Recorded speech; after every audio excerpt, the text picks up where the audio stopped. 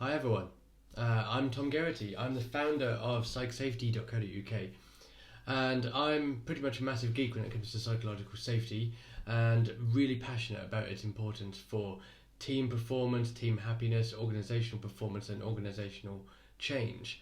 Now, we're going to talk about the history of psychological safety from the 1960s to the present day, well, here in 2021. And while we're talking about that, head over to psychsafety.co.uk to find out more, to read articles and research, and subscribe to the weekly newsletter to find out, to get weekly updates about psychological safety and current research straight in your email inbox.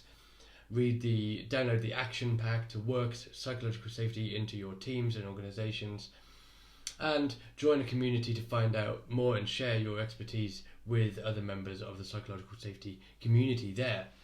So, the history of psychological safety. Psychological safety, the term itself, was first known to be mentioned by researchers, MIT professors Edgar Schein and Warren Bennis in the 1960s, and they were studying organizational dynamics. And they mentioned psychological safety as a group phenomenon that reduces interpersonal risk. And from there, it kind of went a bit quiet in terms of the term psychological safety itself. But the industry itself, the world itself, was kind of transforming from the old Tayloristic scientific management of the early 20th century and towards a more progressive humanistic approach espoused by people like William Edwards Deming, who, in his 14 points of management, made a big point of, point 8 was drive out fear. And this was a key point for Deming, that he believed that if employees, if people in an organisation felt any fear, they wouldn't be able to contribute directly or productively to the organisation's goals and performance. They wouldn't be able to suggest improvements themselves. They wouldn't be invested in the organisation. And Taiichi Ono was similar. He was working at Toyota at around similar time in the 1980s. And created the Toyota production system, which fundamentally a part of the Toyota production system is about creating the safety, creating the culture where everyone in the organisation is part of the change.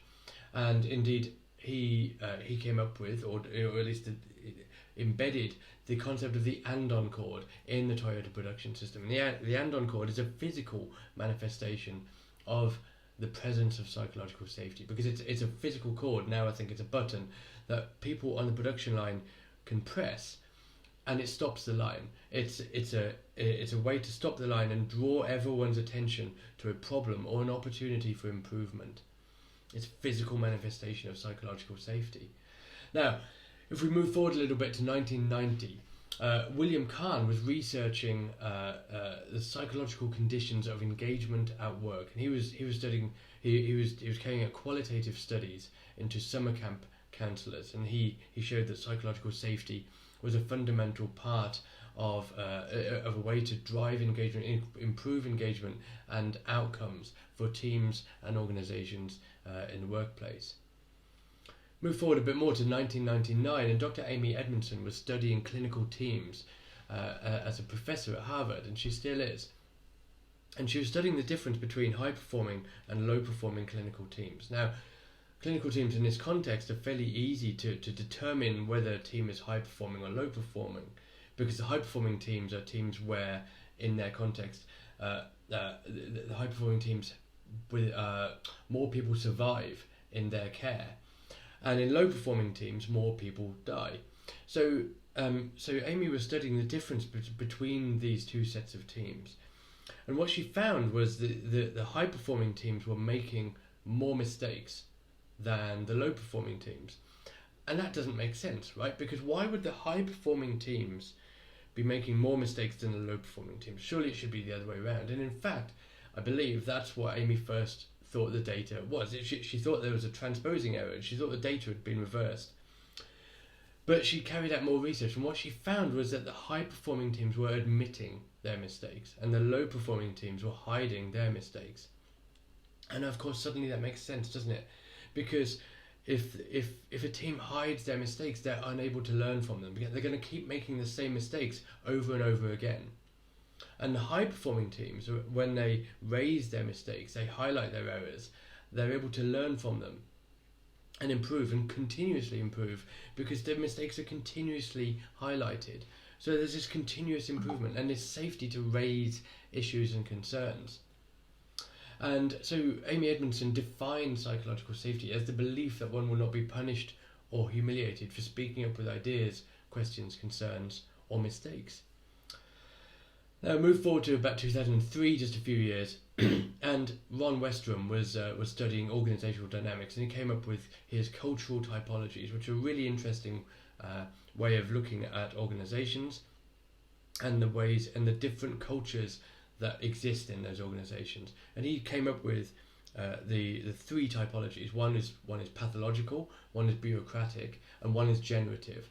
And in a generative organisational cultural typology, there exists psychological safety, and that's the power of a generative cultural typology in Ron Westrum's terms. Now, staying on that organisational typology kind of bent, in 2008, Amy Edmondson was studying the concept of learning organisations, along with David Garvin and Francesca Gino. And you can think about a learning organisation as the macro effect of psychological safety spread across an entire organisation. So if you think that individuals and teams can learn from their mistakes, ask for help, come up with ideas, and challenge the ideas of those on the team, even if they're superior to them, if you scale that up into an organisational level, that's a learning organisation. An organisation itself is able to learn and improve and come up with more ideas, innovate faster, and improve through mistakes and experimentation. But still, psychological safety itself, despite being espoused by Deming and Taiichi Ono, still wasn't really being adapted, being even addressed as a term in industry. So in 2013, Google was carrying out a project called Project Aristotle under the direction of Julia Rosofsky. And what they were looking at was the difference between high-performing and low-performing teams. Again, they were trying to find the factors that create high-performing teams that exhibit high performance. And they identified 4 factors originally. They identified impact, meaning, structure and clarity, and dependability. Now, impact means that team members know that their work makes a difference. They're actually contributing something to the success of the organisation, to the success of the team. Meaning means that team members need to actually have some sort of personal investment, personal meaning in what they do day to day. It has to have some individual passion for it. And structure and clarity, well, that makes sense, because team members need to know what to do, what not to do, how to do it. They need to know what their boundaries are, what their authority is, what their decision-making capability is, and what their goals are. Without that structure and clarity, a team won't be high performing. Teams also need dependability. They need to be able to depend on each other to be able to achieve their goals. If I hand off work to someone else on the team, I need to know that they're able to do it and they're going to do it. Now, Google's Project Aristotle identified these 4 factors, but they realised something was still missing. Teams that scored highly in these 4 factors still had large variance between their performance. So there was still one factor missing.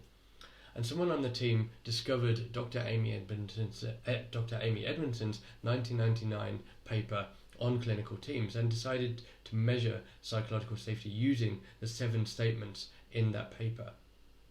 And what they found through doing that was that psychological safety was the single most important factor for high-performing teams in Google. That is, that all of the high-performing teams possessed a high degree of psychological safety, and all the low-performing teams possessed very low levels of psychological safety. So we know through this, and loads more evidence still, that psychological safety is the fundamental basis, the keystone for high performance in teams and organisations. Now, subsequently, in 2018, Dr. Amy Edmondson wrote The Fearless Organization. And that's a fantastic book. It's right here, and it's definitely worth a read if you're into or want to find out more about psychological safety, the research behind it, and how to do it. If we then skip forward a little bit, again, we're getting into the real modern times now when psychological safety is really becoming a thing. And in 2019, 2020 and 2021, the annual State of DevOps reports carried out by Puppet and the Google's Accelerator or Dora team, all of them highlight psychological safety as not only the fundamental basis for high performing in teams, but high performance organizations across an organization. And that is also reflected by Gene Kim's Unicorn Project book, where he highlights psychological safety as one of the 5 ideals. Now, then we're getting into 2020 and the year of the global pandemic, the COVID-19 pandemic. Now, this disruption, this massive change to the way we all work, the way we live, highlighted this fundamental concern that really hadn't been addressed until now. Psychological safety began to become a commonly used word and a concept that we all suddenly realised this is what we need. Organisations all over the world, from startups to multinational enterprises, local councils to government departments, healthcare, technology, utilities, and even the armed forces began to look at psychological safety and realise this is what we need to do. And we realise that's what we need to do, partly because it improves organisational outcomes. It improves our ability to innovate, reduce risks, improve quality. But mostly, we realise it's the thing to do because it's the human thing to do. It's the right thing to do for our people and for ourselves. So that, in 10 minutes, is the history of psychological safety as a concept. And if you'd like to find out more, head over to psychsafety.co.uk, read the articles there, read the past newsletters, download the action pack to work with your teams and organisations, sign up to the newsletter, or get in touch if you've got any questions or if you think there's anything I can help you or your teams and organisations with in respect to psychological safety and high-performing teams. And thank you for your time, thank you for watching this video, and please do get in touch.